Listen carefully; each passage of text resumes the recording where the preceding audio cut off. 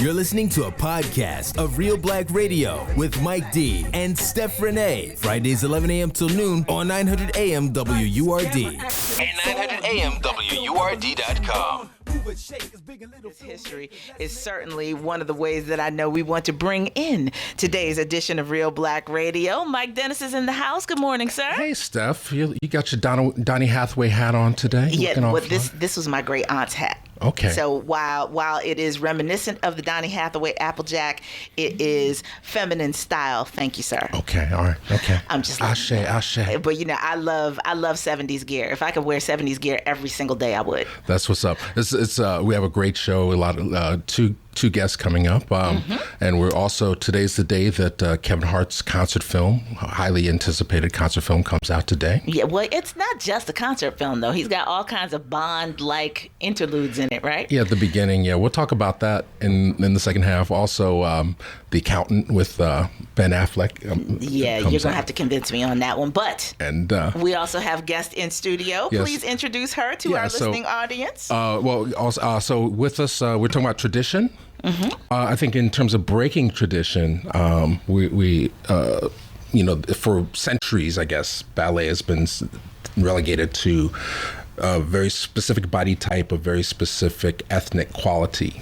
And, up until, I guess, Miss D. Copeland, we're all aware of that. But with us in the studio is Fran McElroy, who has a new documentary called Black Ballerina, which traces the lineage, the history of the Black Ballerina. Welcome, Fran. Thank you, Mike. Thank you, Stephanie. It's a pleasure to be here. Yes, glad to have you here, especially with with this subject matter, because there are spaces. It's been amazing to watch the Misty Copeland phenomenon, as I like to call it, because she has had both little girls and grown women in tears after watching her dance performances say, "I never, ever saw myself in this realm before seeing her get up there and shine the way she does with her considerable skills." And your film takes a look at this idea that this shouldn't be as much of a rarity as we actually perceive it to be with all of the talent that exists out there.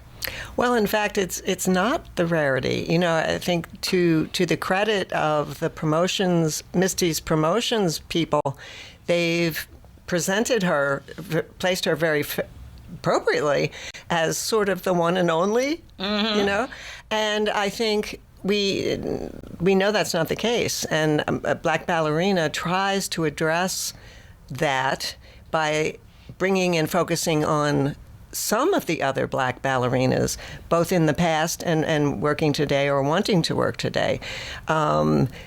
In researching this documentary and in talking to a lot of different dancers from years past, there's just a little bit of concern that some people are not getting the credit they deserve. Right.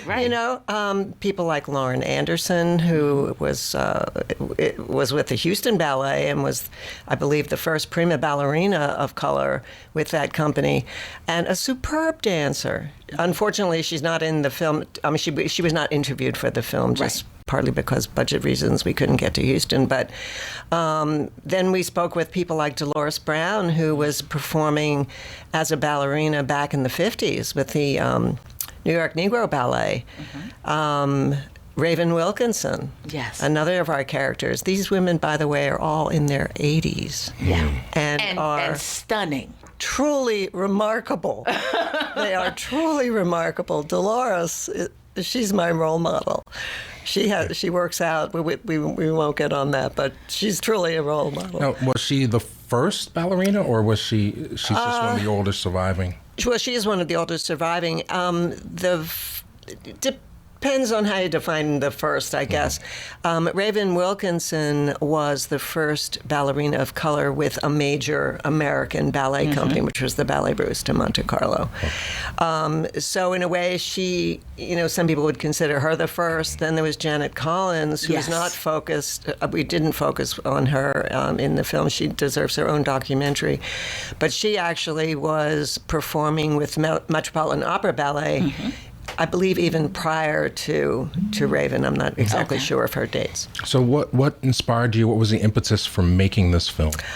Well, as a child, at the age of 6, I fell in love with ballet. My mother, I guess, loved ballet because she used to take me.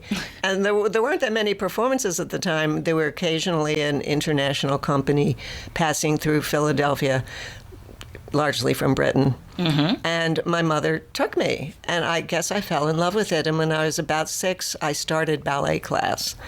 It was initially not at a really professional place, but, it allowed me to think I was taking ballet classes. Right. So it all kind of stemmed from there. And my love just grew. I stopped dancing when I entered high school.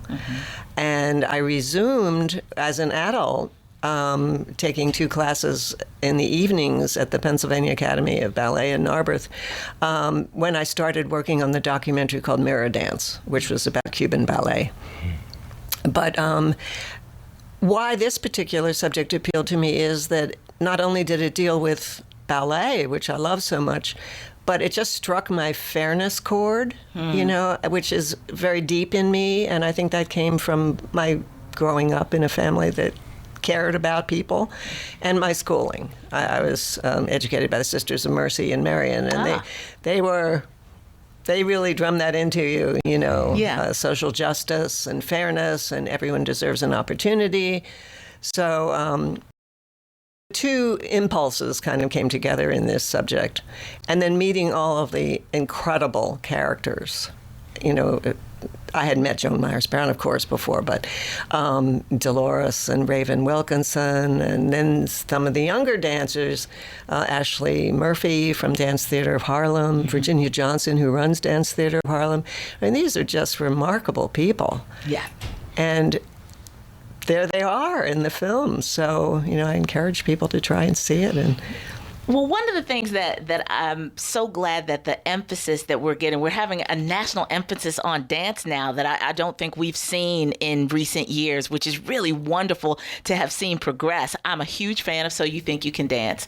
And so, I'm really interested in how people are doing cross-disciplinary training and really challenging themselves to learn these ballroom styles and these formal styles and imprint their own sense of style in the way that it's been given. I think ballerinas get a bad rap because not just because of the body type, but not understanding the toughness that is involved when you get to the upper echelon of ballet, how much abuse you have put your body through in order to get it to be able to deliver such beauty on the floor. It's incredible. It takes years and years and years of training, and really the younger you start, say to the age around 7 and 8, right, the better. Some dancers start when they're in their teens, and it's really too late by then. But the training is absolutely rigorous. And it's great for your body, but I think it's also bad for your body because most dancers, pretty much their careers are over by their mid-late 30s. They just can't sustain that. They have a lot of injuries. But overall, it's very good for you because it does, tone your body. And a lot of adults do. Now there's something called bar classes now, where people just go and they have no intention of being professional dancers. I mean, they're too old anyway. But they realize that kind of disciplined exercise is different from some of the other forms of exercise and how good it is for you. Right. Yeah. So we're speaking with Fran McElroy, whose film Black Ballerina is having its premiere this Monday night at International House. I think there's a wait list happening. The link for it is on Reelblack.com. In order to get tickets. But, the film is great. I mean, I love the way you photograph the dancers. But also, if you're talking about justice, the issues so we know it's competitive. It requires a lot of training, hours and hours and hours every day. Even to get on a company is very hard. But when you're competing for one slot, like one of the people make a point that if there's already one black dancer on the troupe, you're probably not going to get the job. I mean, can you speak to some of the obstacles that encounter black ballerinas? Well, I think one of the things that the film looks at is why are there so few black ballerinas? And, there are a number of reasons. I mean, certainly there's that body type, that image that people think of as the traditional look of ballet. As Virginia Johnson describes it, all the swans have to look alike. You know, Right. That's just in the mentality and the history of ballet. A lot of, I think, the reason why there's so few dancers of color also extends to resources. If you don't have sufficient funding, or if your family doesn't have excess money to give you ballet classes, then you're not going to be able to take ballet classes. So resources, I think, are a big thing. Certainly exposure. A lot of youngsters of all colors just have never seen ballet. They don't know anything about it. So, the importance of school programs and funding of the arts in schools, it's so important to expose kids to all sorts of things, and then they can make their decisions as to what they want to pursue. Right. But if you don't have the opportunity to ever even see it or be introduced to it, chances are you're not going to, and very good chances are you're never going to pursue it. So I think there are obstacles, and then I think there's the whole question of race. I think it's there. I mean, I'm not a professional when it comes to analyzing ballet companies. I don't know that much about that many of them, but that is probably there. Mm-hmm. I would say it's most definitely there. Making the choices. But as you said, about making the choices, it's about consciously how you want to assert yourself or insert yourself in particular situations. I think sometimes we are discouraged from the challenge of being the only. And the burden of what that means in fighting for your place and maintaining your place within these kinds of spaces that make you feel unwelcome. But I think what I've seen parallel to this growing passion for ballet or for dance that's been inspired on the backs of Misty Copeland and the backs of those people that she was inspired by as a little girl is also there is an amazing resurgence of Black men playing the violin. And I think we're in this space now where people are resistant to the idea of being iced out of something because they feel they don't belong. That if something speaks to you, you find a way to incorporate it into your style, your life, and to bring your flavor into these places that is for the betterment of all. And so, your documentary showing us the challenge, but also showing us the prevalence is important, because the less that people feel like they're going to have to fight kicking and screaming to be recognized, the more that they're encouraged to really take up their space. That's right. That's absolutely right. I think to get back to your point, Mike, about the one dancer who talked about the one slot, that brings up the whole issue of tokenism. Yeah. And Dolores Brown in the documentary talks about that too. I think a lot of companies, and hopefully this is changing because of the numbers that we're now becoming aware of, but it seems as if, once there's one hire of color, well, it's done. We've done it. Yeah. Right. The problem solved. So it is much bigger than just the tokenism thing. Right. Well, Misty's got a doll now, and you have a film. So, right. That's putting it out into the world. So what are your hopes for people that see the film? What do you want them to get from it? Oh, I hope they look at it and realize that people are more alike than different. And, you just need to be given the opportunity. Everyone needs to be given the opportunity. Yeah. And then they run with it as they may. And hopefully the obstacles that we know are real can be overcome, with enough people being aware of it. I think my real hope for this, and it touches on our outreach effort, which is run by Nadine Patterson. Shout out to Nadine Patterson. Yeah. You just have to get people talking to each other.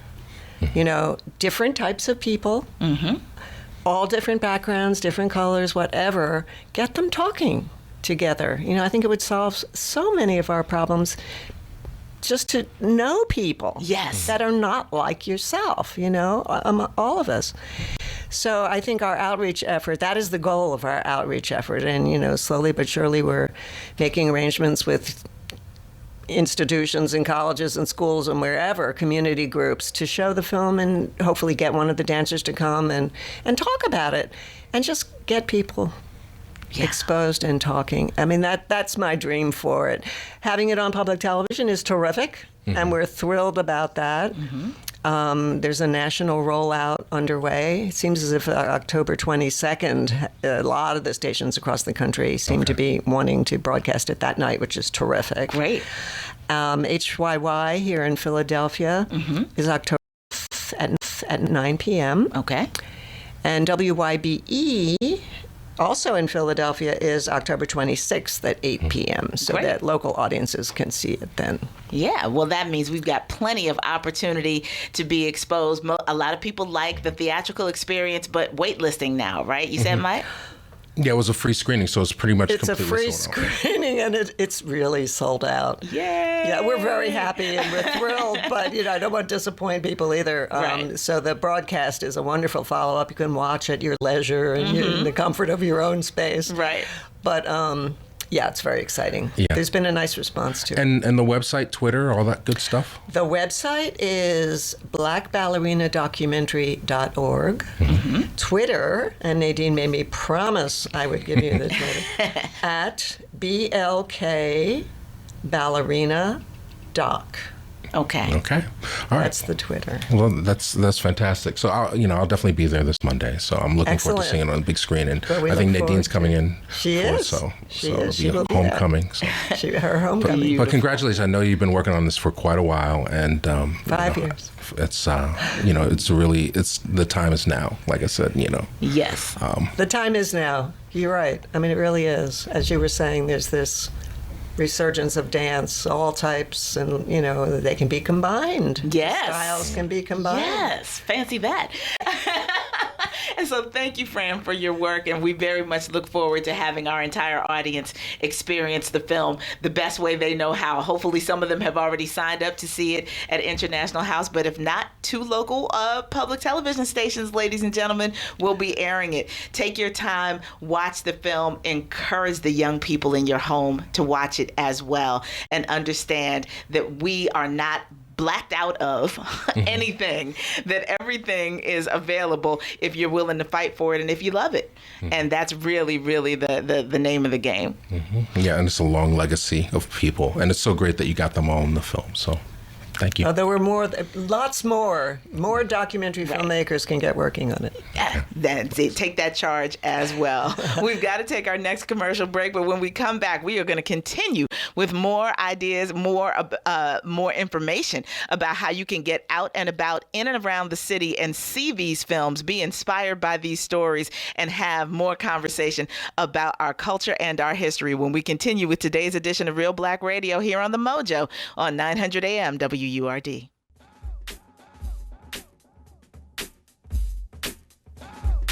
You've been listening to a podcast of Real Black Radio with Mike D and Steph Renee. Fridays 11 a.m. till noon on 900 AM WURD.